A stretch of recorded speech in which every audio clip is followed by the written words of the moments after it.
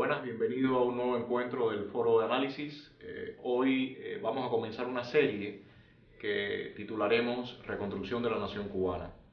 Para comenzar esta serie tenemos la idea de hacer un diagnóstico en cuál es el estado en que se encuentra nuestro país y nuestra nación hoy en día. Queremos barrer distintos tópicos, queremos ir desde la parte económica, la parte política, social, y sobre todo queremos ver cuál ha sido la génesis del estado en que nos encontramos hoy, los vericuetos legales, la ley, cómo se ha manejado durante estos 53 años de este proceso llamado Revolución Cubana. Queremos hacer esto porque definitivamente tenemos muchas dudas y realmente le damos muy poca legitimidad a todo el proceso que el gobierno cubano ha comenzado, que ha llamado la actualización del modelo socialista y que realmente consideramos que es una labor imposible en el estado que nos encontramos actualmente. Es por eso que queremos dar una revisión y darles a ustedes una panorámica de nuestra visión. Y bueno, en posteriores programas vamos a discutir soluciones que vemos a estos problemas y cómo manejarnos en una situación tan crítica como la que estamos viviendo hoy en día. Tenemos con nosotros, bueno, a nuestros participantes del Foro Análisis, Manuel Cuesta Morúa, Julio Aliaga Pazán y Wilfredo Ballín. Para comenzar, bueno, quisiera que ustedes hicieran una breve introducción para, bueno, luego entrar en el tema. ¿Por qué estamos hablando de la reconstrucción de la nación cubana? Mira, yo creo que estamos hablando de la reconstrucción de la nación por varias razones. Una de ellas es que 53 años después el país se deshilacha, ¿no? El país se descose. Y 53 años después la gente está desesperanzada.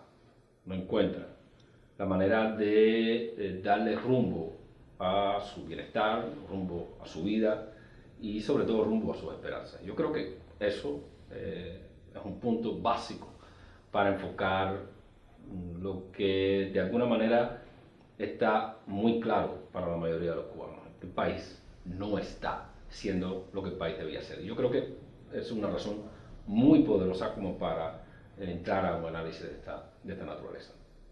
El país se está desmoronando. Yo pienso que manejar el término casi que de estado fallido, y pienso que uno de los argumentos más interesantes que puede haber sobre la deconstrucción nacional, la forma en que ha sido llevado el país a la ruina, lo da el nivel de migrantes que hay en este momento. O sea, no solamente la suma de la migración, sino la misma opción que han optado los cubanos de salir. Pienso que ese es uno de los temas que se debería analizar.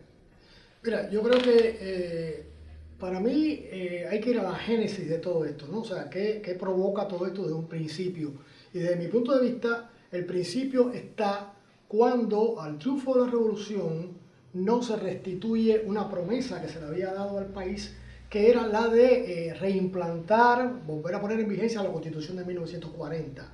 Cuando la revolución triunfa, no restituye la Constitución del 40, sino que hace una ley constitucional y comienza ya a regirse por, digamos, una promesa fallida, ¿no? O sea, prometemos esto, pero cuando tomamos el poder no hacemos esto, vamos a hacer otra cosa, suponiendo o arguyendo de que esta ley constitucional iba a ser superior, iba a mejorar. Yo creo que si el país hubiera restituido la Constitución del 40 desde un inicio, pues no estaríamos en este resultado ahora. Las cosas hubieran sido de otra manera. Por eso a mí me parece que el primer paso equivocado que se da es no restituir la Constitución del 40, que fue por la cual supuestamente se asaltó el Moncada, etc. Y después se prometió esto al pueblo de Cuba en la famosa historia de Max Soberá, pero después no se cumple. Yo creo que los pasos comienzan a fallar a partir de ahí, de ese principio legal que no se restituye.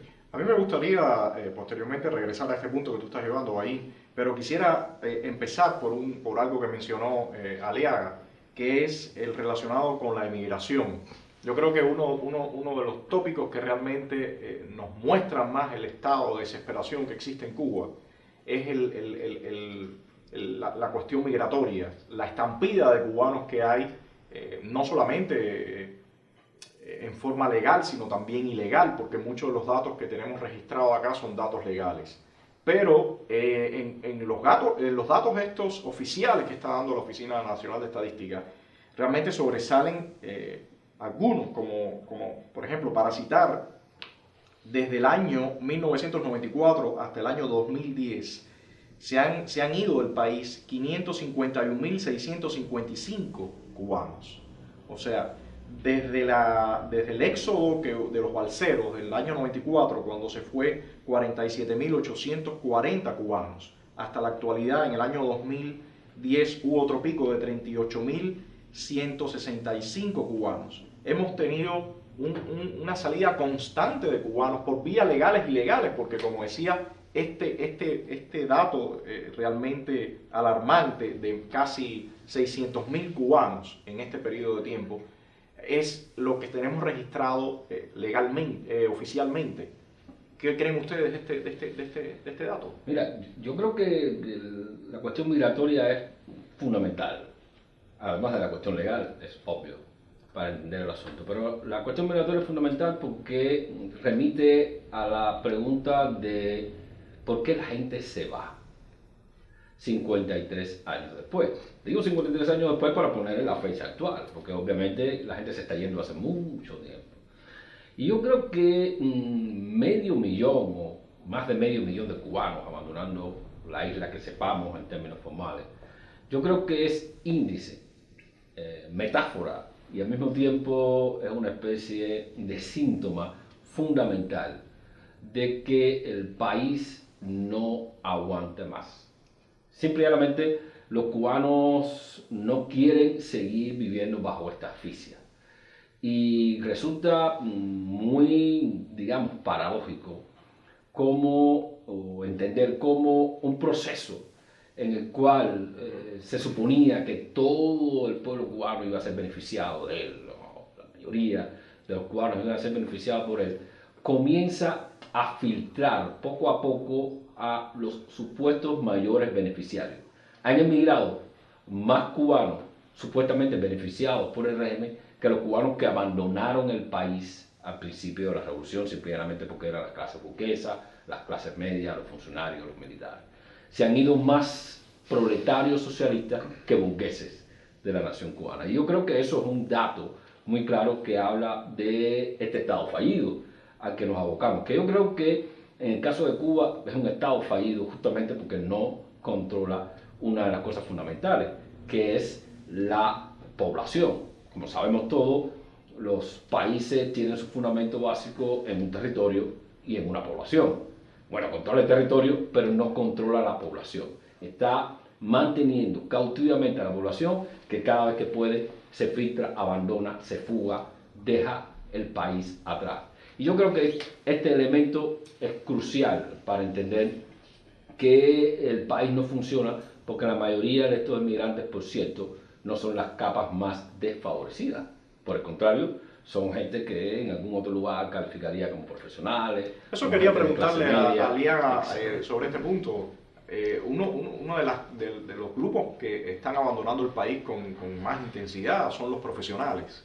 Y realmente eso nos lleva a una descapitalización humana terrible.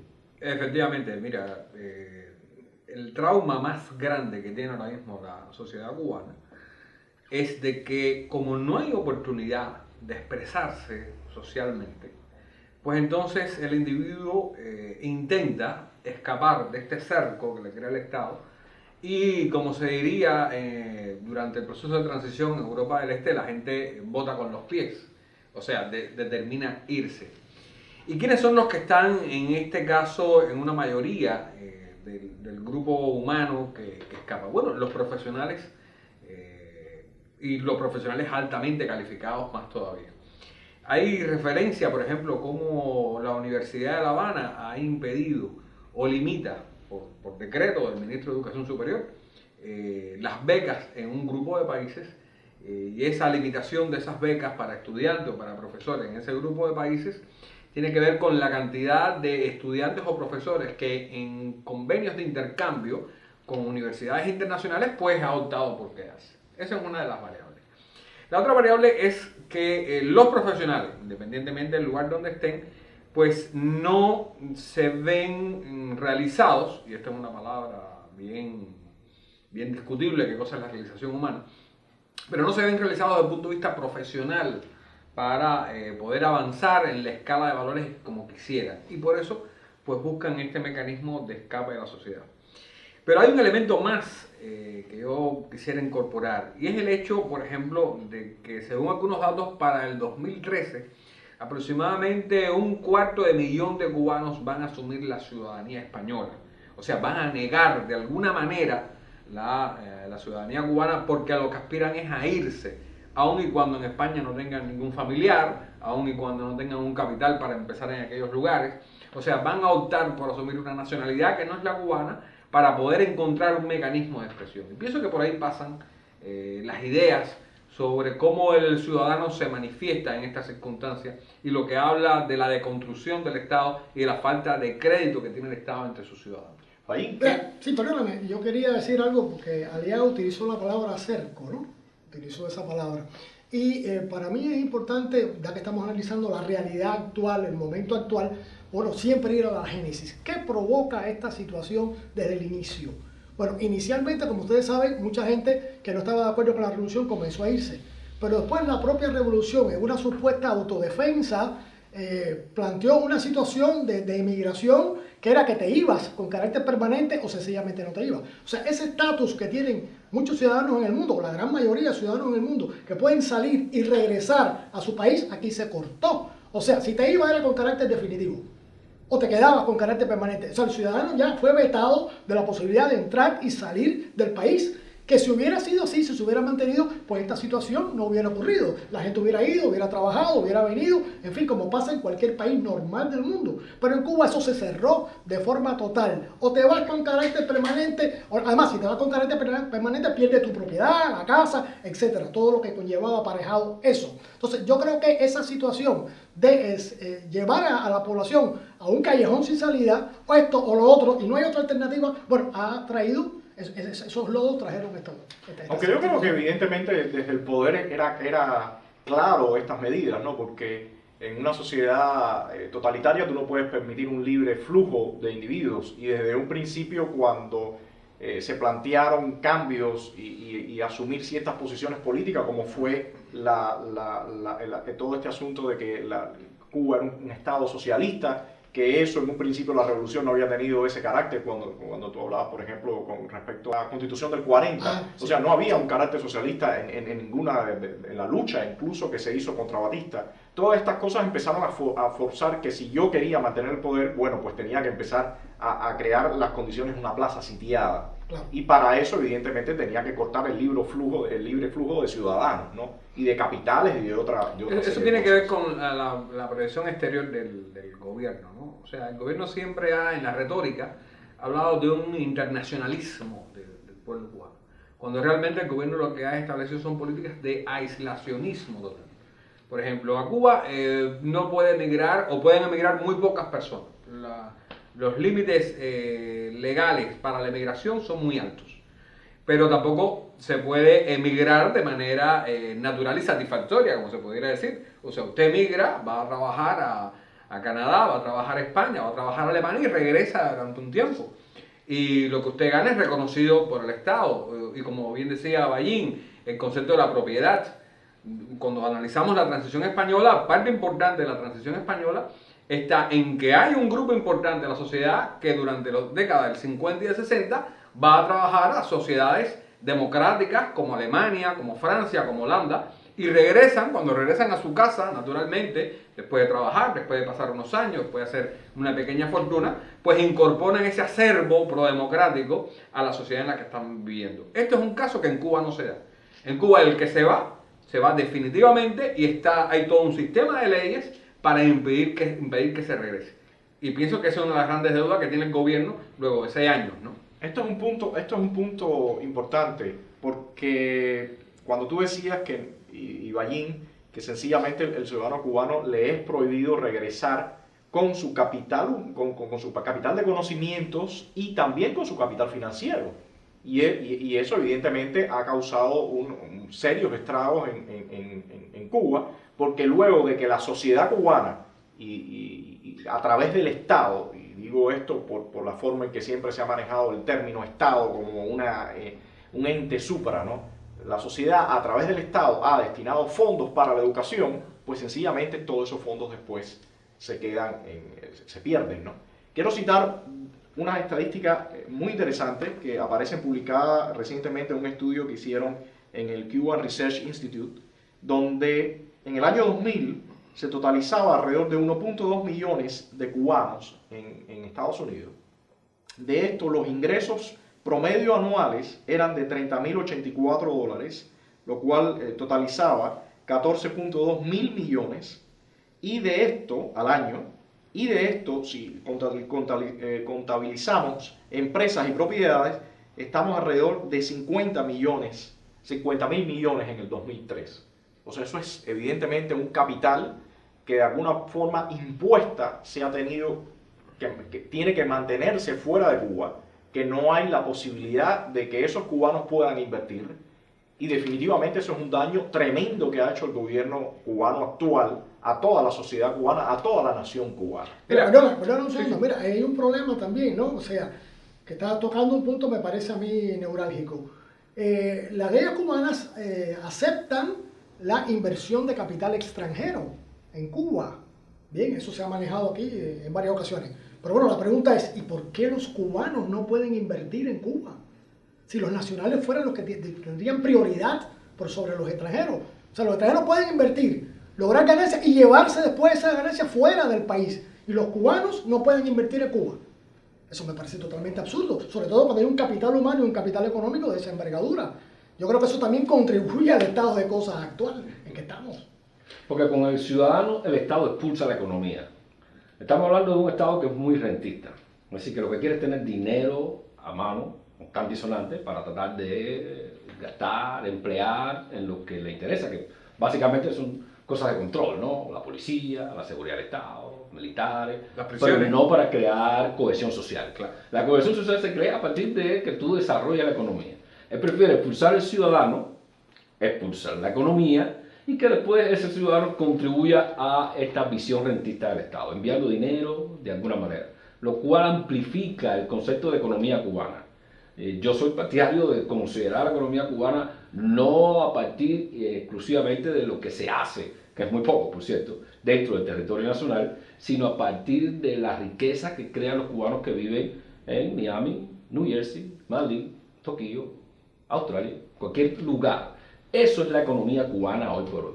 Que por cierto, esa migración está contribuyendo más, por lo menos a construir el bienestar de familia, amigos, etcétera, que muchos sectores que viven dentro de la isla. Hay sectores marginados que están totalmente al margen del proceso económico dentro del país. Por eso yo le doy una importancia capital a la cuestión de la inmigración para entender el modelo fallido de este gobierno. Ese es un punto importante que me gustaría que, bueno, después evidentemente vamos a volver a caer, y es en una palabra muy importante acá, que es legitimidad. O sea, cuando mencionas gobierno fallido, muchas personas tienen en mente, bueno, quizás un gobierno donde en el país hay un crimen organizado desbordado, donde tráfico de personas, todo este tipo de situaciones, pero nosotros estamos viviendo una situación de un Estado fallido cuando el Estado es incapaz de generar bienestar para la población, y de forma impuesta, porque no es debido a la falta de recursos, de capital humano, no, de forma impuesta nos somete a vivir en condiciones de penuria. Entonces, en ese punto, el Estado deja de ser legítimo, porque la razón del Estado y del contrato social, que allí nos puede hablar sobre este tema, es lograr cierta cohesión social y bienestar. Eso no lo está cumpliendo desde hace muchos años el gobierno cubano. Yo creo que habría que destacar, apunto solo, que en esta cadena o en esta cadencia de legitimidad perdida probablemente haya que tener en cuenta las prestaciones sociales que el gobierno hace en materia de salud y en materia de educación. Yo creo que eso es lo que mantiene un poco soldada a la gente en torno al gobierno y le da cierta legitimidad compensatoria, ¿no? Bueno, no tengo tal cosa, pero logro tal cosa. Mis hijos pueden ir a la escuela, si me enfermo me operan y no me cuesta un centavo, etc. Yo creo que esos son elementos de compensación que son importantes a la hora de tener en cuenta este concepto de legitimidad, el cual me parece que es capital para poner ahora mismo al Estado dentro de un medidor. Es decir, cuánta legitimidad tiene el Estado cubano. Bueno, en términos jurídicos y teóricos, se entiende por legitimidad del Estado aquella actuación, aquella actitud del Estado que se corresponde con los valores sociales preponderantes. En la medida que el Estado responde o actúa conforme a estos valores que la sociedad tiene y son preponderantes, se entenderá que el Estado es más o menos legítimo, en la medida que se adecue o no a estos valores. ¿Cuáles son los valores de la sociedad cubana contemporánea en este momento? O sea, ¿qué quieren los cubanos? ¿Cómo quiere que se manejen sus vidas, la economía, el país? La actuación del Estado se corresponde exactamente con esta visión de esos valores que tiene la sociedad cubana. O sea, el Estado está respondiendo en la medida en que los ciudadanos quieren ser respondidos y quieren ver estos valores identificados, estos valores plasmados en la sociedad, en sus personas y en sus vidas. Ahí habría que analizar eso, porque yo creo que hay un divorcio, por lo menos en este momento que estamos hablando, entre la actuación de la actuación del Estado en su desenvolvimiento de la sociedad, etcétera, y lo que realmente la sociedad quiere o desea o estima como necesaria para su desarrollo, para su supervivencia. Y si esta correspondencia no se produce, entonces el Estado no tiene legitimidad. María, ¿nos pudieras poner un ejemplo claro de este divorcio entre...? Sí, mira, o sea, yo parto del criterio de que la revolución crea un Estado de Derecho. Es decir, un país tiene una vida constitucional en un momento dado. Se produce una revolución y se rompe con digamos, esa vida constitucional que el país tenía. Mucha gente dice, bueno, hay una revolución, se corta la constitución vigente. ¿Hasta qué punto el Estado tiene legitimidad? Bueno, si esa revolución va a encontrar que ella plasma lo que la sociedad quiere, lo que la sociedad está deseando en un momento determinado, bueno, pues entonces, al responder a los valores sociales, esa revolución crea un nuevo derecho que no es el anterior, lo cambia, pero, repito, como se corresponde con esos valores sociales, con esa visión de la sociedad, se legitima la revolución, que fue lo que pasó aquí en el 59. O sea, la revolución cambió un estado de cosas que había, una situación X, y tuvo un apoyo social mayoritario. Eso es incuestionable. Ahora, 50 y tantos años después, ese cambio está a tono con lo que la sociedad quiere, con lo que la sociedad hoy exige y ve como sus valores o como lo que necesita para vivir. Eso es lo que el Estado está haciendo. Pero disculpa, déjame hacerte una pregunta, David, porque tengo entendido que, a principios del mismo 59, en el mes de marzo, sí, Fidel Castro viola completamente lo que es lo reconocido de la separación de poderes, cuando le pasa por arriba a un tribunal que había absuelto a los pilotos y echa atrás esa condena. Y dentro de eso, uno de los sucesos más penosos realmente es cuando él ofende en lo personal al comandante Félix Pena, el cual termina suicidándose, y sencillamente le pasa por arriba a la separación de poderes como primer ministro sobre el Poder Judicial. Entonces, estamos hablando de que tan temprano como en marzo de 1959 se le pasa por arriba la independencia del Poder Judicial. Sí, o sea, ¿qué pasa? Estamos hablando de la sociedad en su conjunto. Bien, de esos valores que la sociedad estima que se están cumpliendo por una revolución que acaba de venir. ¿Qué pasa? Que comienzan a ocurrir actos de esta naturaleza. Y eso es lo que empieza a deteriorar esa fe pública, esa confianza en el sistema, que el sistema va a actuar conforme a un Estado de Derecho, ¿bien? Y a partir de ahí, por supuesto, empieza a deteriorarse. Por supuesto, estamos hablando de millones de personas. Esto es un proceso que es lento, que tiene que ir ganando, digamos, desarrollo en el tiempo para que la gente vaya comprendiendo que esa fe, que esos valores no comienzan a cumplirse, que comienzan a violarse. En el caso de este juicio de que tú me hablas, bueno, hay una violación desde el punto de vista penal importante que se llama la violación de la cosa juzgada. Ya eso se había juzgado, había habido un fallo de un tribunal y eso no se podía cambiar. Eso es totalmente violatorio de ese fallo, de ese tribunal. Pero es uno de los elementos, y después habrá otro y otro y otro y otro, que ha hecho que 53 años después ya no haya fe pública. Y la gente considere que sus valores no son los que se corresponden con la actuación del Estado. Pero eso es un proceso en el tiempo. O sea, un solo hecho no va a determinar que la gente cambie totalmente de pensar. Es esa actuación reiterada en el tiempo lo que lleva a hacer que ya, en este momento, pues la fe pública haya desaparecido. Pero yo creo que el enfoque de Rodiles no me parece totalmente exacto en términos de la historia de Cuba.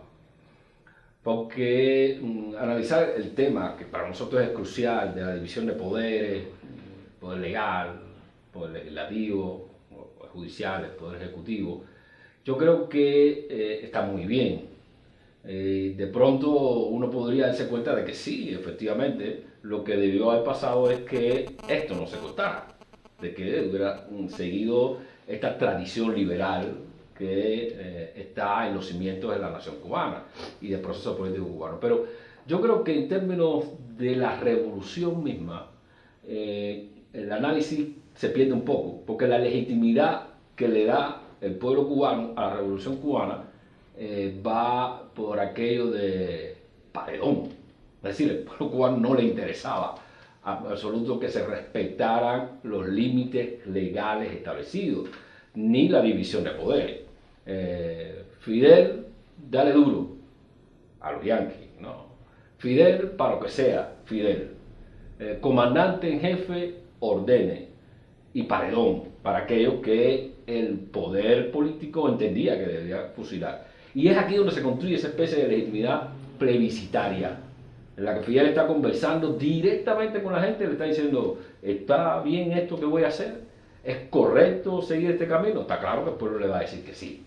Y yo creo que ahí se rompe un poco esta tradición política de mantener la separación de poderes. Tradición que se había roto ya antes con el golpe de Estado del 52. De manera que desde el 52 la vida institucional del país está siendo violada por todo el mundo y el pueblo está totalmente ajeno a eso. Eso es lo que yo creo que de alguna manera justifica la construcción de una nueva legitimidad. Eso que los abogados llaman la revolución como fuente de derecho, que trata de barrer toda la fuente de derecho hasta ese momento precedente. Y a partir de aquí se complica toda nuestra historia. Yo no estoy diciendo que eso sea positivo, simplemente estoy diciendo que eso fue lo que ocurrió.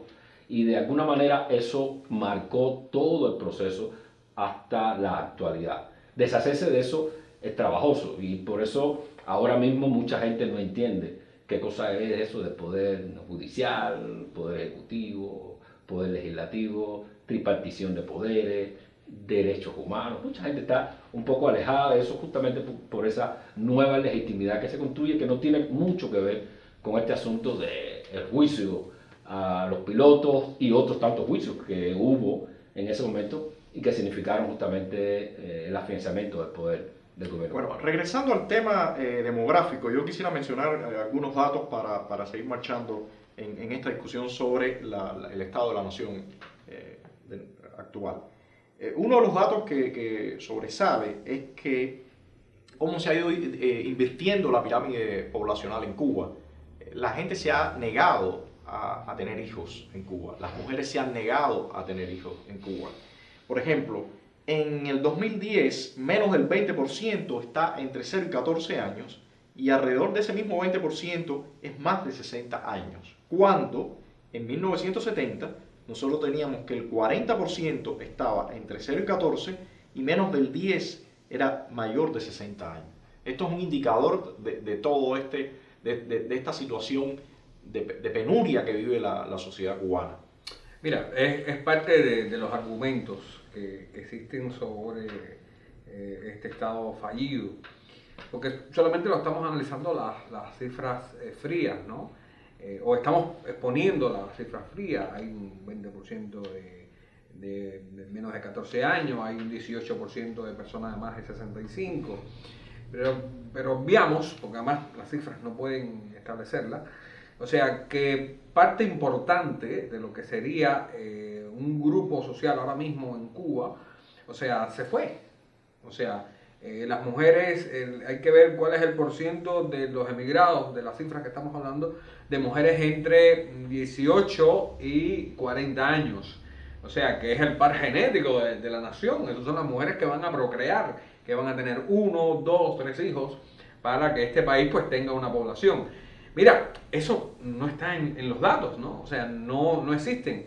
Pero sí es claro algo, y es que entre los datos de disminución de la población no se incorporan los emigrantes por la sencilla razón de que no mueren en Cuba.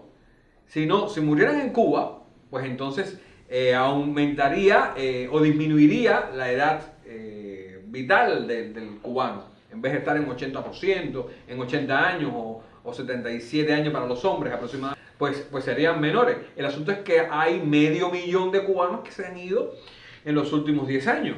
Y ese 500.000 de cubanos, la mayoría son jóvenes, la mayoría están en edad de procrear. Y algo que lastima muchísimo, que es que en la cultura de esas personas que se van, de muchas de esas personas, está muy claro que hay que concebir la familia fuera de la isla. Porque están pensando cuál es el futuro de sus hijos. Y el futuro de los hijos lo ven fuera de Cuba. Hace unos meses yo me topé, tuve la oportunidad de conversar casualmente con un hombre que había emigrado a Canadá. El hombre está trabajando en el petróleo en Canadá, muy al norte, parece que tiene un buen salario, viene a Cuba cada 2 o 3 meses. Su mujer es médico y no puede emigrar, la tienen retenida el Ministerio de Salud Pública. Cuando estoy conversando, él se refiere a Canadá como su país. Y yo le pregunto, ¿pero ya Cuba no es tu país? Dice, no, mi país es Canadá, porque ahí es donde voy a tener el nivel de vida, ahí es donde yo pago el impuesto, ahí es donde voy a crear la seguridad para mi hija, tenía una hija pequeña. O sea, hasta dónde una persona ha decidido, cuán profunda y culturalmente se ha decidido ir de este país, que esa persona que solamente lleva 3 años en Canadá, de 35 que pueda tener, y ya dice que Cuba no es su país. Eso está hablando de algo que culturalmente, mucho más que la cifra, está hablando de algo cultural, es la negación de. Y ahí eso es parte de los retos que tiene el Estado de la Nación en este momento. Mira, yo creo que eso que dice Alea es muy interesante porque si vamos a analizar las causas que hacen que la gente se vaya, yo creo que ahí es multifactorial eso, ¿no? La gente se va por muchas razones. Aquí se tiende a decir que el elemento básico es el problema económico, pero bueno, todos sabemos que la economía depende directamente de la política. Pero yo creo que hay incluso otros factores que no son puramente económicos o políticos, ¿no? Hay otros factores, como por ejemplo los factores de que la familia quiere criar a sus hijos a su forma, a su manera, y eso es un derecho que los padres tienen, de poder criar sus hijos a su forma. Yo tengo aquí el artículo 38 de la Constitución de la República, que en una de sus partes al final dice, los hijos, bueno, preparados para la vida en la sociedad socialista. Es decir, los padres tienen que tener en cuenta que la preparación de los hijos debe corresponderse con los patrones de la sociedad socialista y la Constitución se los impone, se los dice. Y muchos padres pudieran decir, bueno, pero yo no estoy de acuerdo con eso. Yo no quiero para mis hijos esa formación. Yo quiero otra. Yo quiero una formación eminentemente religiosa, por ejemplo, o de otro tipo. Entonces, sencillamente, si te mantienes aquí, estás obligado. La Constitución te obliga a que tiene que ser bajo este parámetro, bajo este concepto. Y mucha gente puede considerar otra cosa. Y puede ser otro de los elementos que hace que la gente se vaya. La gente no quiere aceptar eso de esa manera. Tanto ocurre esto que en el año del 2009 al 2010 han nacido 3.875 niños menos. Ya un proceso que venía ocurriendo durante varios años, pero sigue después de 5 años el nuevo gobierno entre comillas de Raúl Castro. Las mujeres cubanas siguen teniendo menos hijos y los cubanos siguen escapando en cifras más dramáticas, ¿no? Claro, y a ver, para mí hay un tema básico que no es solo la cuestión de la inmigración tal y como uno podría entenderla en términos económicos, sino que tiene que ver con la ciudadanía. Está la ciudadanía por nacimiento, la otra ciudadanía que se adquiere es la ciudadanía política. Y esta es la que está negando el inmigrante. El inmigrante está negando la ciudadanía política, que es la que se adquiere cuando se tiene uso de razón, es decir, con la mayoría de edad.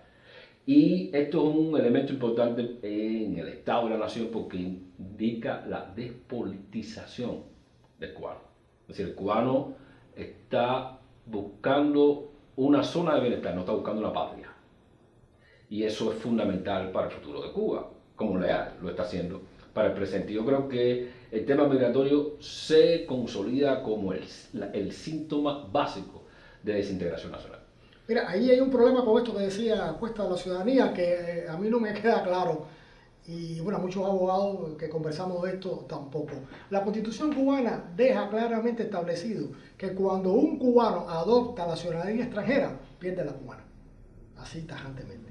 Y sin embargo, con esto de los españoles o de estos ciudadanos cubanos que se hacen españoles, hay una situación ambigua, que en unos casos son tratados como cubanos, en otros como españoles, pero no han perdido la ciudadanía cubana, o al menos tienen una situación ambigua, o sea, son cubanos o son españoles, para unos casos pueden utilizar la ciudadanía española, para otros no. Entonces, eso evidentemente es una situación incoherente, que por lo menos a nosotros, los abogados de la Asociación Jurídica, no nos queda claro qué hay realmente con eso, porque la Constitución es tajante y lo dice muy claro. El cubano que adopta la ciudadanía extranjera pierde la ciudadanía cubana. Y hay un proceso legal ahí que se supone que se haga, pero la Constitución lo establece de esa manera. Y sin embargo, bueno, hay esta ambigüedad en el comportamiento con los cubanos que están en esa situación. Bueno, pero cuando hablábamos del tema de la baja natalidad, en general el gobierno cubano muchas veces menciona que este índice tan bajo tiene que ver con el desarrollo social del país.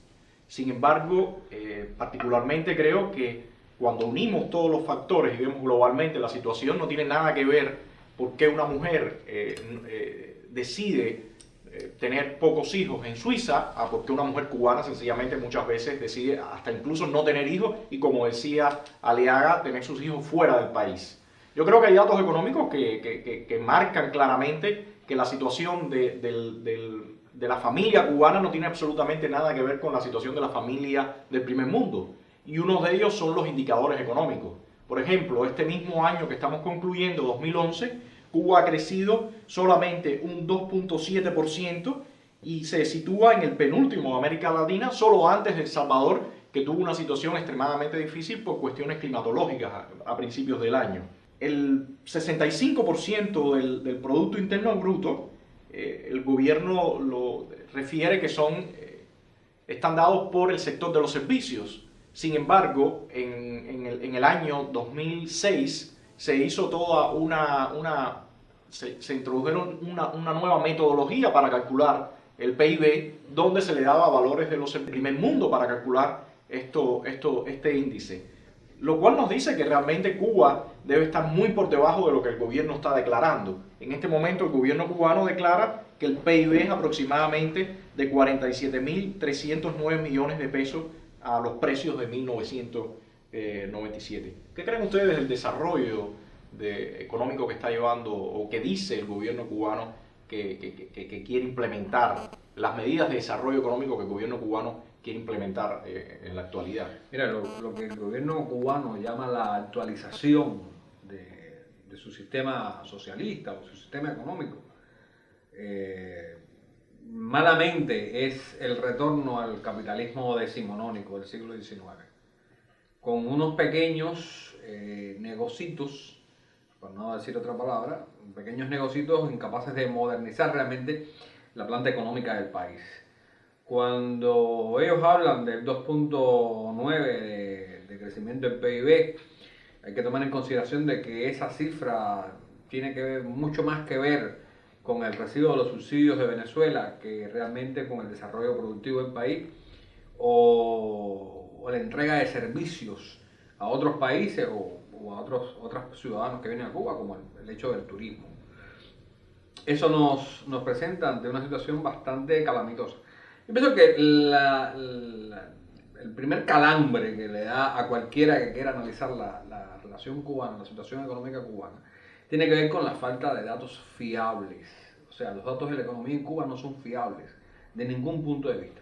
Hace unos años atrás, pues, los economistas progubernamentales, y eso me recuerda a lo que hacían los científicos con Stalin, ¿no? Stalin decía un disparate y los científicos soviéticos lo que hacían era argumentarlo. Hace unos años atrás, Fidel Castro y su grupo de poder, pues, introdujeron un grupo de datos a la economía del país, que eran servicios menores, y le dieron una cotización muy personal, la que ellos entendieron. Y tal fue el escándalo internacional sobre esos datos que ni la CEPAL, que es una organización internacional que casi siempre acredita los datos del gobierno cubano, pues negó la oportunidad de acreditarlos. O sea, eso es uno de los primeros problemas a los que nos enfrentamos cuando tratamos de analizar la economía cubana. No hay datos fiables sobre el tema. Después viene lo demás. Después viene, los campos llenos de Marabú, después viene la desazucarización de la nación, o sea, estamos produciendo ahora lo que se producía a principios del siglo XX, o sea, hace 100 años, y muchos otros datos que seguramente dominan, no solamente los que estamos aquí sentados, sino el público que está viendo. No, uno, en este punto que tú hablabas sobre las tierras ociosas, Cuba ha estado importando alrededor del 80% de su consumo de alimentos. Es una cifra realmente escalofriante cuando hablamos de un país que era netamente productor agrícola. El asunto de la caña de azúcar ha sido uno de los mayores desastres, teniendo en cuenta que el precio del azúcar ha subido muchísimo en los mercados internacionales, y no solo del azúcar, sino de los derivados. Sin embargo, la industria azucarera fue completamente llevada a la ruina y desmantelada, lo cual no trajo solamente un daño económico, sino un daño social, porque muchos de estos pueblos se convirtieron en pueblos fantasmas. Mira, sobre lo que vas, o sea, y volviendo al tema del tema de la agricultura en Cuba, hace poco un reportaje del noticiero de televisión nacional, o sea, el noticiero oficial de la televisión cubana, hablaba de que el aumento de los precios de los productos agropecuarios pues era un problema para Cuba. Y yo digo, pero en Cuba, un país de sol los 12 meses del año, un país de lluvia, un país de fertilidad, ¿cómo es eso? Eso tiene que ver con la óptica que tiene el gobierno para ver el problema de la agroindustria. Es incapaz de entregar las tierras a más población, también porque se traba en el sistema burocrático. Pienso que eso sería otro tema, la relación entre el Estado y el Partido Comunista, que vamos a tratarlo un poco más adelante.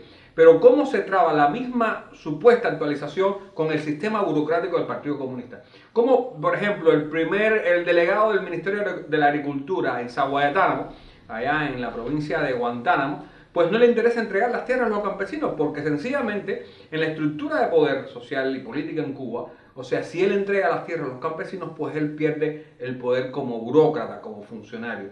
Y ahí viene la dicotomía o la polémica entre qué debe hacer realmente el funcionario del gobierno y qué hace. Y eso es uno de los problemas que está afectando la economía, otro de los tantos problemas que está afectando la economía. El Estado cubano controla el 70% de la tierra. Legalmente, ¿cómo se ve esto ahí?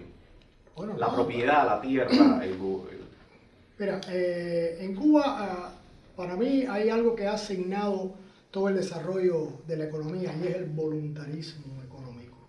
Para responder concretamente a la pregunta que tú haces, a principio de la revolución se hicieron dos reformas agrarias. Ustedes recordarán que hubo una primera y una segunda reforma agraria. En la primera, bueno, se daba la tierra a los campesinos hasta 50 caballerías, creo que era. Después eso se redujo y quedó hasta 5 caballerías, que era el máximo que los campesinos podían tener. Y se entregaron títulos de propiedad. Después, cuando cambió la concepción y se pensó que la forma de producción ideal era la cooperativa, una especie de copia del kolhoz soviético, pues entonces sencillamente se presionó a los campesinos para que entraran en la cooperativa. Pero al entrar a la cooperativa, el campesino tenía que entregar la tierra y los equipos y el ganado y todo que tuviera la cooperativa. Y cuando se iba a la cooperativa, por alguna razón, ese aporte que le había hecho quedaba en la cooperativa. Y así fue como, bajo esa presión, se crearon las cooperativas con una gran cantidad de tierra que los campesinos fueron entregando, más otras que habían quedado bajo el poder del Estado, y se llegó a esa cifra. Y por eso es que el Estado tiene esa gran cantidad de tierra en este momento. Ahora, ¿qué ocurre? ¿Por qué te decía de lo del voluntarismo en la conducción económica del país? La teoría socialista dice que el socialismo, valga la redundancia, es la propiedad social sobre los medios fundamentales de producción. ¿Bien? Así, por ejemplo, recoge la Constitución en el artículo 14, que dice: en la República de Cuba rige el sistema de economía basado en la propiedad socialista de todo el pueblo sobre los medios fundamentales de producción. O sea, lo que viene bien con la teoría, ¿no?, del socialismo en su forma más ortodoxa. Ahora, ¿qué pasó en los años 60 y pico? Ustedes recordarán con aquello de la ofensiva revolucionaria, que se nacionalizó hasta los puestos de frita, hasta el timbiriche más pequeño, hasta el zapatero de Remendón que había en una esquina. Todo eso pasó a propiedad del Estado. Entonces, evidentemente, eso ni está con la teoría y obedece sencillamente a un criterio voluntarista en un momento determinado. Vamos a hacer esto, vamos a hacerlo de esta manera y se realiza en Cuba de esa forma. Los resultados, pues, son sencillamente la catástrofe. No, yo creo que realmente debería, aunque ahora que se está tratando de legalizar empleos, porque realmente son funciones de la época medieval, a estas alturas, 40 años después que se cerraron muchas de estas pequeñas empresitas, pues sencillamente se dice que se necesita de ellas nuevamente para echar a andar la economía, lo cual realmente es una burla. En el discurso que daba Raúl en el Congreso del partido, recuerdo perfectamente cuando me decía que se le caía la cara de vergüenza de que en el país no se habían cumplido acuerdos y que se habían discutido en otros congresos. Realmente yo creo que quizás muchos cubanos nos preguntamos qué yo resuelvo con que usted como presidente de la República se le caiga la cara de vergüenza. En cualquier país del mundo, cuando el presidente o cuando el grupo que está en el poder no cumple con sus funciones, pues sencillamente lo que hace es que pierden las próximas elecciones y viene otro grupo a tratar de ver cómo puede hacer el trabajo. Y de ahí lo enlazamos directamente con lo que hablábamos ahorita de la legitimidad. ¿Tiene el gobierno cubano en esta altura legitimidad para pedir nuevamente un cheque en blanco, para hacer un grupo de transformaciones económicas que suena a capitalismo de nomenclatura y no otra cosa? Los ciudadanos debemos dar un cheque en blanco a un gobierno que ha demostrado durante 53 años que no es ni siquiera capaz de producir alimentos. Yo creo que no. Yo creo que, y esto directamente a tu pregunta, me parece lo básico a la hora de analizar el estado de la nación ahora mismo, ¿no? Estamos en un momento en que el gobierno cubano no tiene ninguna legitimidad. Yo mencionaba hace un rato el tema de la educación y de la salud como cosas interesantes, ¿no? Pero, bien visto, ciertamente los cubanos podemos asistir a los hospitales, que están en muy mal estado, por cierto, y podemos ir a las escuelas, que están también en un estado de decadencia, por cierto. Pero ya estos no son los elementos de legitimidad de un Estado moderno, ¿no? Ni son tampoco los elementos de legitimidad del Estado cubano. Todas estas legitimidades están rotas, una tras otra. Y yo creo que no hay que dar absolutamente ningún cheque en blanco. El asunto es que ellos no nos están pidiendo cheques, ellos están gobernando porque les da la gana de gobernar. Es una especie de reafirmación absoluta del poder, porque supuestamente el poder les pertenece por no sé qué herencia. Yo creo que ya eso nos sitúa en una situación un poquitico más complicada en relación con el Estado y en relación con el Partido Cubano, con el Partido Comunista, que es el que se ha apropiado de ese Estado. Yo creo que no hay que dar ese cheque que ellos, por supuesto, no nos quieren pedir a nosotros, pero los ciudadanos deben buscar otro rumbo para tratar de encaminar el proyecto de la nación. El problema está en que, bueno, la Constitución dice que la soberanía radica en el pueblo del cual dimanan todos los poderes. Y yo creo que sencillamente a lo que hay que acudir para resolver el problema es al soberano, al pueblo de Cuba, ¿verdad? Porque tiene la potestad de hacer los cambios que entienda pertinentes. Entonces me parece que estamos acudiendo al elemento dentro de la sociedad cubana facultado para determinar una cosa o la otra. Hay que tener claro, porque a veces nos confundimos, el gobierno tiene un poder delegado del soberano. Es decir, el soberano, de acuerdo al pacto social, le ha entregado al gobierno un poder de representación para que lo represente y para que actúe en su nombre. Y ese poder, el Estado, el soberano lo mantiene en tanto en cuanto el gobierno responda a esa representación y responda a sus intereses. Y si eso no ocurre, pues bueno, el soberano, con su carácter de tal, tiene la posibilidad de hacer los cambios que tiene pertinentes. Yo creo que no hay que ir muy lejos, el soberano está aquí, está presente y está viendo todo esto y debe tener un criterio con relación a qué sucede. Y a qué, o sea, que él sí es totalmente legítimo, hoy, mañana, ayer y siempre, tendrá la legitimidad absoluta, porque es el soberano por excelencia. Y a ese que yo creo que hay que acudir, en definitiva. Pero eso dice la Constitución, pero en el fondo nosotros somos súbditos de un Estado, no somos soberanos, ¿no? De pronto la gente se está enterando ahora de que existe una Constitución que a cada rato venden en los estanquillos para guardar la forma, pero la gente no sabe, no conoce la ley La gente realmente se está conduciendo como un súbdito que refunfuña, se porta mal, se corrompe, a regañadientes le roba al Estado para sobrevivir, pero no sabe que es un soberano.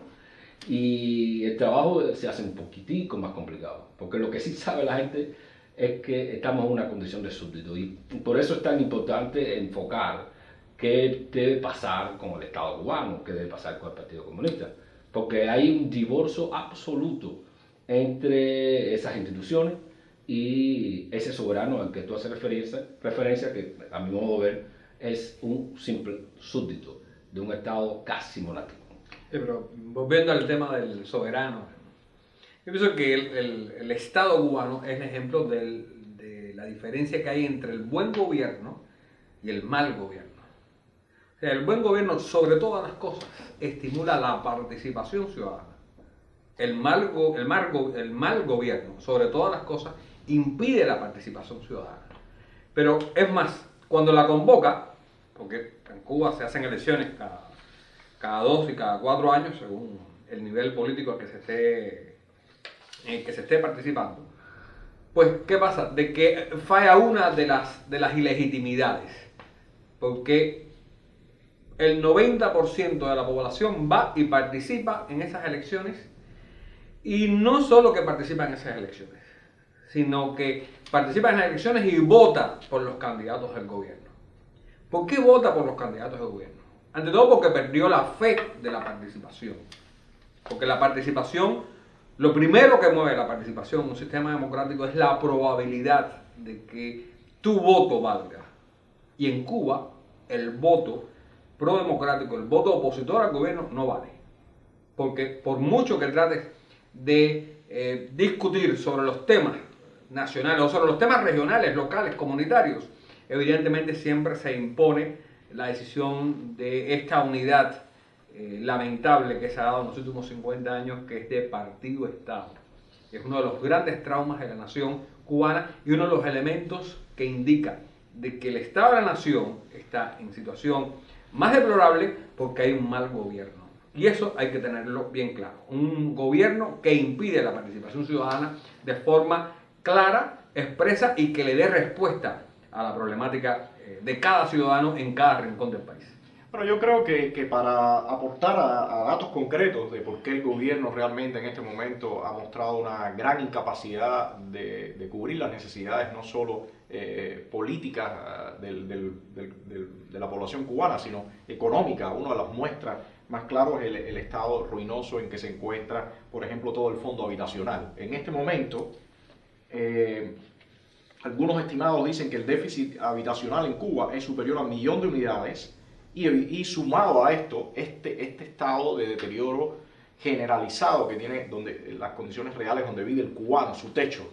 Pero no solamente eso, si vamos y analizamos, por ejemplo, el área pavimentada, por poner un ejemplo de La Habana, se dice que el 75% de esa área requiere de reparaciones. O sea, y yo creo que incluso es hasta un dato bastante conservador. Yo diría que cualquiera que maneja La Habana sabe que el 75% es bastante conservador para la situación en que se encuentra.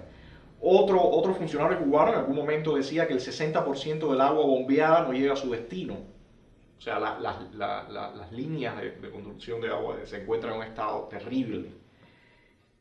Se habla de 45 barrios marginales.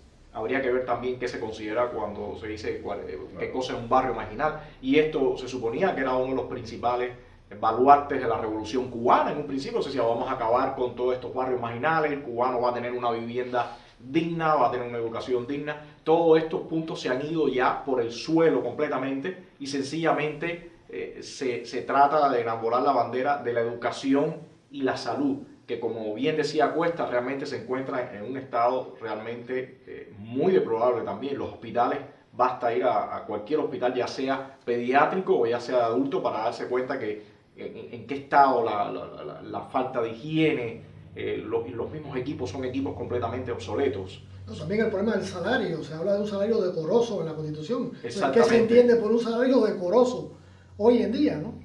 No, les decía, en el caso, por ejemplo, hace poco leí un estudio de un grupo de especialistas en Miami que lo presentaron en una reunión anual que se celebra de ASCI sobre el estudio de la economía cubana, y ellos estimaban que el arreglo de autopistas, calles, sistemas ferroviarios, aeropuertos, sistema de transporte público, implicaría del orden de los 25.000 millones de dólares.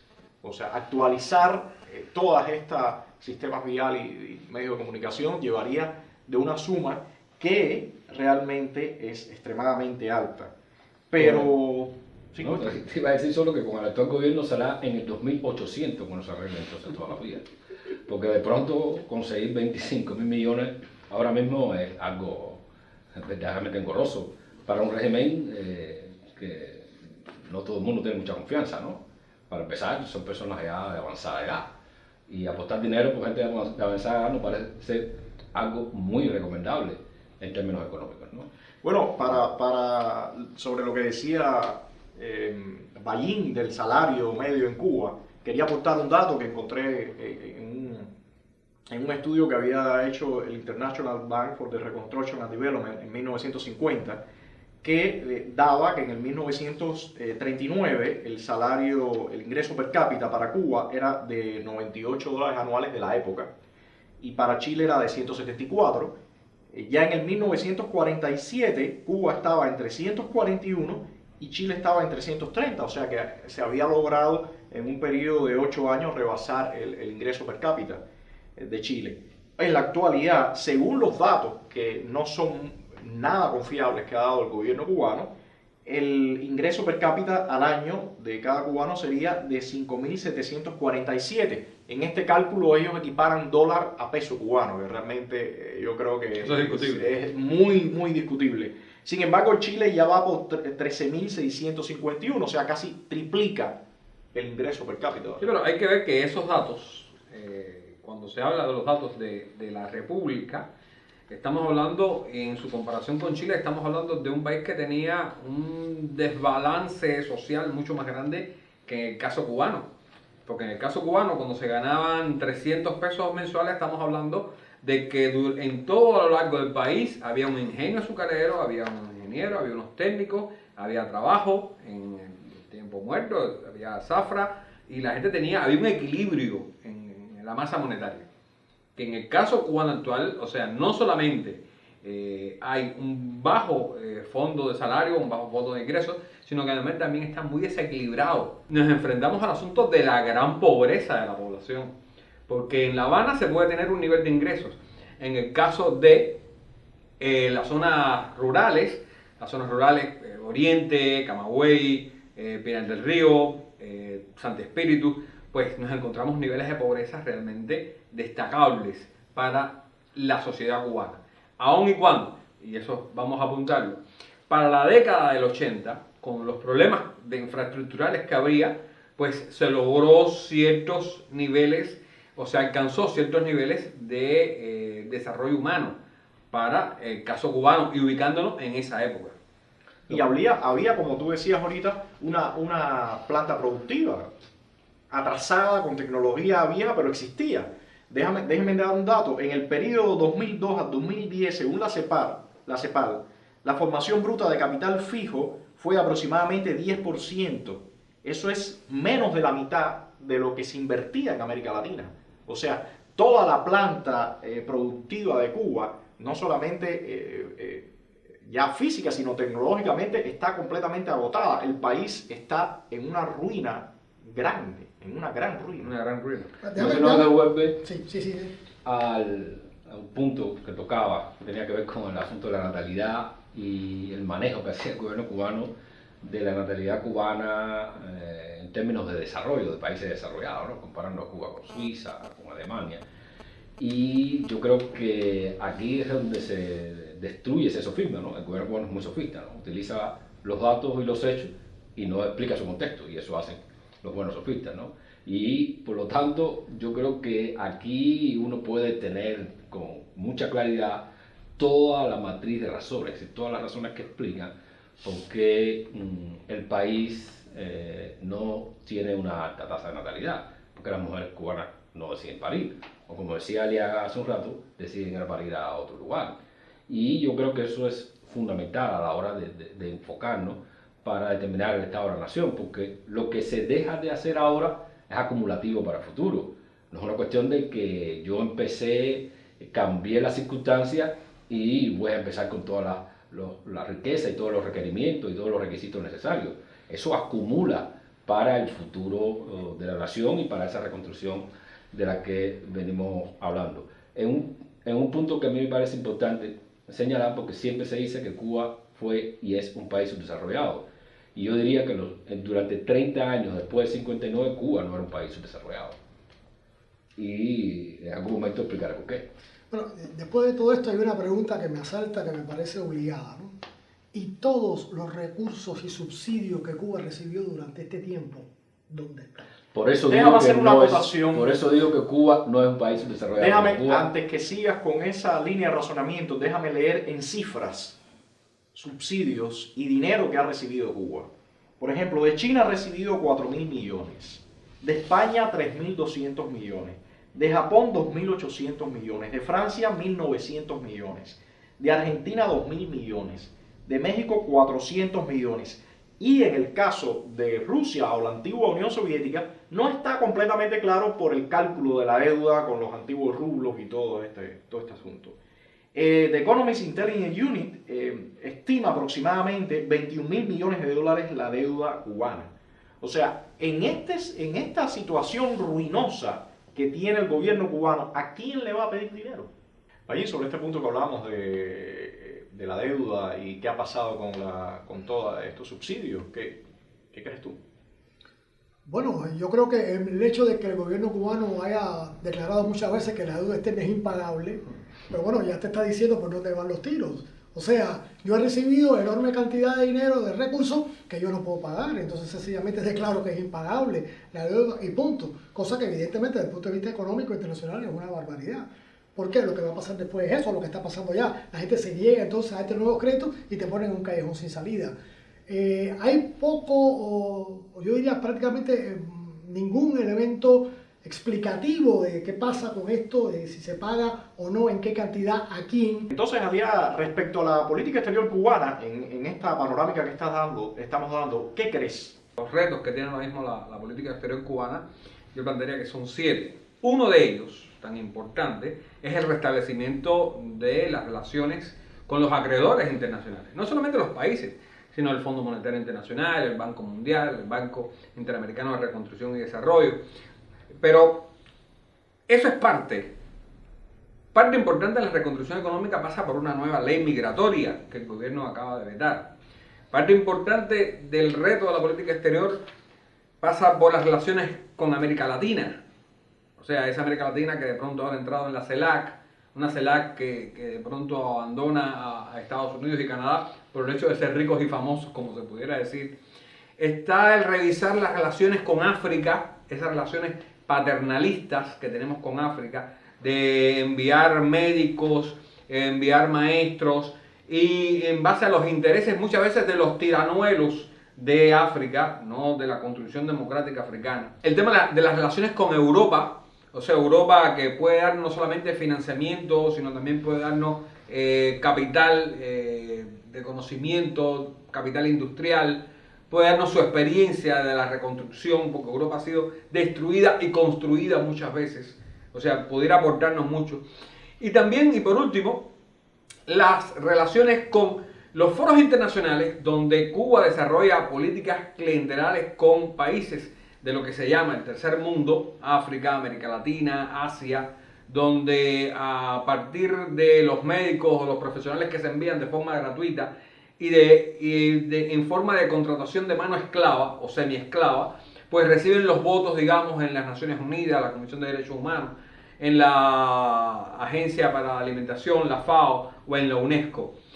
Y por último, un séptimo elemento de los retos de la política exterior cubana en este análisis del Estado de la Nación estarían las relaciones con las potencias emergentes, las llamadas BRIC, o sea, Brasil, Rusia, India, China y Sudáfrica. Y me paro ahí en ese punto porque realmente el gobierno cubano, el gobierno militar, no establece unas relaciones con esos países en base de construcción, sino en base de construcción. Porque como lo ven como competidores del vecino Estados Unidos, pues entonces estimula las actitudes de este gobierno. Hay que ver dentro de ese globo el papel que en el año 2011 el gobierno militar ha tenido en relación con las dictaduras que han caído en desgracia por la primavera árabe, cómo se defendió al Gaddafi, cómo se defiende al presidente sirio Hafez el-Assad. O sea, hay muchas cosas de la política exterior que serían importantes para el restablecimiento de la economía nacional. Ahora Cuba está cayendo en una situación muy similar a la que había tenido con la Unión Soviética, ahora con Venezuela, y se están haciendo quizás muchos pactos detrás del telón donde los cubanos no estamos enterando de todos esos acuerdos que hay. Todo esto, cómo se acopla con la cuestión legal. ¿Existen estos acuerdos? Bueno, lo que pasa es que esas cosas me imagino que se manejen sobre la rúbrica o bajo la rúbrica de secreto de Estado, ¿no? Eso se maneja en secreto y por supuesto no se da información. Y la ley, por supuesto, bien, gracias, que se quede ahí tranquila. Sí, pero tanto Venezuela como Brasil, que es este país, esta potencia emergente que existe en América Latina y que, por ejemplo, está construyendo la base de portacontenedores en el Mariel, bajo qué elementos de seguridad lo puede estar marcando para que se lancen a invertir. Primero se habló de 300, después se habló de 500 millones. Realmente la cifra no se conoce. ¿Están esos acuerdos dentro de la ley? ¿El arriendo de tierras, el terreno, quién va a operar? ¿Existe información? Eso es uno de los temas que podría discutirse sobre el Estado de la Nación, la información pública. ¿Dónde está? El tema que tocas de la información realmente es un tema muy importante en el contexto en que estamos en este momento internacionalmente. No solo por la economía, sino por la cuestión política, por la cuestión social. La información es lo que está marcando esta era en el planeta, en la humanidad, y es la que está generando grandes cambios. Sin embargo, el gobierno se ha empeñado en mantener al cubano de espaldas a todo el flujo de información que se está moviendo en el mundo actual, evidentemente por la cuestión de mantener su poder político. Pero, por ejemplo, uno de los datos más impactantes es, la Oficina Nacional de Estadística da datos que yo creo que muy pocos creemos realmente. Dice que la conectividad del cubano oscila entre el 14 y el 17% de la población a la red de redes, a Internet. Yo creo que quien crea que en Cuba existe esa conectividad sencillamente no conoce nuestra realidad. Hay una organización que se llama la ONU que demostró que, según encuestas, que andaba aproximadamente por el 4%. Si comparamos con países como Chile, que ahorita mencionábamos, Chile está en el 41%, Brasil en el 31%, Colombia en el 29%, México en el 24%, y países como Estados Unidos está en el 78%, España en el 72%, China en el 31%. Realmente es desastroso que el gobierno cubano pida un cheque en blanco cuando sencillamente está pretendiendo dejarnos de espalda a todo el flujo en la dirección que se está moviendo las sociedades contemporáneas. O sea, es como decir que vamos sencillamente a entrar a una nueva era negándonos la electricidad, por ejemplo. ¿Qué opinión tienen ustedes con respecto a esto? Completamente de acuerdo. Yo creo que en el tema de la información estamos hablando del tema del conocimiento. El gobierno cubano suele utilizar los medios de comunicación para reafirmar lo que dicen los grandes pedagogos, ¿no? De que estamos en la era del conocimiento. Y no se da cuenta de que la era del conocimiento, o quizás sí se da cuenta, pasa por la Internet, pasa por la información. El mayor conocimiento que está corriendo en el mundo actual corre justamente por esas redes, ni siquiera por las universidades mismas. Y yo creo que eso lastra el desarrollo posible del país. Por cierto, es un elemento que yo le doy peso en el sentido de la reforma. La gente sigue hablando de reforma, en el caso de Cuba, desconectado de cosas. Una, de la libertad de movimiento a la que se hacía referencia ahorita acá, que es básica para gestionar cualquier negocio, y de la libertad de información, de la Internet. La economía actual en el mundo, en un 50% o más, ya corre por la red de redes. De modo que como un país como Cuba, desconectado a la Internet, puede pensar en reforma si no hace la primera reforma, que es la de la información. Internet equivale hoy a lo que, como tú decías, era el ferrocarril, la electricidad, o también lo que han dicho otros, equivale a tener el ferrocarril en el siglo XIX. Sin ferrocarril no había posibilidad de transportar ninguna mercancía. por lo menos para desarrollarse. Y yo creo que sin Internet no es posible acceder a la economía y al conocimiento, que es fundamental para el desarrollo de las sociedades. Sí, yo quiero volver sobre el tema de la información porque pienso que tiene un doble enfoque. Y el asunto es que uno de los enfoques de la información es la capacidad que debe desarrollar el Estado de informar de sus políticas públicas. Que ese es un primer problema. O sea, el Estado no informa de sus políticas públicas y sus ciudadanos no están informados de cuáles son sus políticas públicas. De hecho, por ejemplo, hablábamos hace un rato del sistema electoral cubano, o sea, una asamblea, un parlamento que se reúne 2 veces a discutir temas de mucha discreción o que solo aparezca en titulares, en el diario oficial, o que, por ejemplo, el llamado partido de vanguardia, cuando se reúne su pleno del Comité Central o del Buró Político, nos enteramos una semana después de lo que ellos quieren decirnos de lo que hablaron. O sea, estamos hablando de que un primer problema de la información es la información de las políticas públicas del gobierno a la cual el ciudadano no tiene acceso. Un segundo paso, y ya volveríamos al tema de la interconexión con el mundo.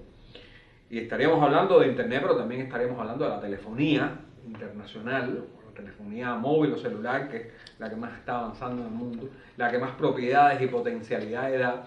No solamente da conocimiento desde el punto de vista físico, práctico, ejecutivo. Estamos hablando del conocimiento, digamos, para los estudiantes en la universidad, o estamos hablando del conocimiento para los doctores de biotecnología, por ejemplo. Estamos hablando del conocimiento social, que es muy importante. La interconexión a través de los correos electrónicos. El conocimiento que se piensa en los periódicos mundiales. Pueden ser de los más retocados o glamurosos, como los norteamericanos, los ingleses o los franceses, o los más humildes, como los africanos, los latinoamericanos. Y saber qué se piensa en esos lugares. Saber qué se piensa en rebelión.org, por ejemplo, esa bitácora revolucionaria, pero también qué se piensa en otros estamentos de pensamiento desde el punto de vista social. Poder leer un periódico como cualquiera, porque quien tiene acceso a Internet no solamente tiene acceso al conocimiento práctico, sino también al conocimiento social. Y eso es algo que está lastrado actualmente en la sociedad cubana. Ahí la información y las leyes, ¿cómo están relacionadas y en este momento cómo se encuentra en este país, ya que estamos hablando del Estado de la Nación? El público cubano tiene muy poco conocimiento de las leyes en sentido general y en particular de la Constitución de la República. Eso nosotros lo vemos cuando las personas llegan a nosotros y nosotros le preguntamos, bueno, pero tú sabes que hay una ley o hay una regulación, y la persona no sabe. Por otro lado, esto se ha publicado muy poco en el país, solamente quizás los profesionales que tienen que ver con el derecho tienen algún acceso a eso, pero no es una cosa masiva, difundida. No hay programas que expliquen las leyes, que le aclaren a las personas los problemas de la ley penal, de la ley de procedimiento, de la Constitución. Eso no existe en el país. Y evidentemente hay una desinformación muy grande. De todas maneras, con relación a lo de Internet, yo sí creo que, bueno, tiene razón lo que ha planteado Cuesta y Aliaga y tú mismo. Pero en mi opinión, el gobierno podrá hacer todos los esfuerzos que quiera por detener eso, por obstaculizarlo, por posponerlo, pero a la larga se va a imponer, quiéralo o no lo quiera. Porque ellos tendrían, desde mi punto de vista, que parar el mundo, que la bola del mundo no girara sobre su eje, para que un día los cubanos poder quitar con carácter permanente Internet. Eso no lo pueden hacer. Y lo hemos visto porque poco a poco, a pesar de todo, ha ido entrando en la telefonía, los teléfonos celulares, en fin, a la larga eso se va a imponer por encima de cualquier deseo adverso a ese desarrollo. Pero si usted, perdóneme, va a hacerle una pregunta a Ballín. Por ejemplo, creo que estaba en discusión una ley sobre las telecomunicaciones o las comunicaciones. Ahí eso se terminó, porque además es definitorio en el mundo moderno tener una ley que, digamos, que proteja desde el punto de vista soberano y nacional el espacio interno, ¿no? De eso se ha hablado. Esa ley no ha salido, pero yo tengo mis reservas con esa ley, porque yo lo que espero de esa ley son trabas y dificultades a la difusión de la información en el interior del país. Eso es lo que yo me temo. A lo mejor me equivoco y ojalá que me equivoque, pero a mí me parece que la cosa anda por ahí. Ojalá la vida me diga que estoy desacertado. ¿En qué estado se encuentra la nación cubana hoy en el 2012? Comatoso. Y ahí me quedo. desastre, ahí lo dejo. Yo pienso que está en una situación de crisis tal de que esa crisis se puede revertir en un gran reto de la construcción nacional con la participación y la exigencia de todos los ciudadanos al gobierno. Pienso que estamos en un momento oportuno para arrancar con ideas y con proyectos. Pienso que es un momento difícil, duro, pero a la vez que puede ser creativo y puede ser muy favorable para el pueblo cubano si es capaz de entender de qué estamos hablando. Bueno, yo coincido en gran medida en lo que tú dices. Yo creo que evidentemente después de llegar para mí a un punto extremadamente bajo y sobre todo de un proceso que le había prometido en su inicio muchísimo al país y que sencillamente no ha cumplido, bueno, ha cumplido si acaso, no sé qué por ciento, pero realmente muy bajo, una expectativa muy baja. Yo creo, sin embargo, como tú decías, que tenemos que empezar a cuestionarnos qué es lo que queremos para nuestro país en los próximos 20 años. Si realmente queremos reconstruir nuestra nación, bueno, lo primero es que tenemos que hacer toda la presión posible y empezar a poner cartas sobre la mesa y cuestionar a un sistema que definitivamente ni ha logrado ni logrará sacarnos de la crisis donde ellos mismos nos han llevado. Bueno, muchas gracias por esta conversación y esta discusión. Nos vemos en el próximo encuentro, donde pasaremos a discutir los temas de la reconstrucción nacional. Muchas gracias.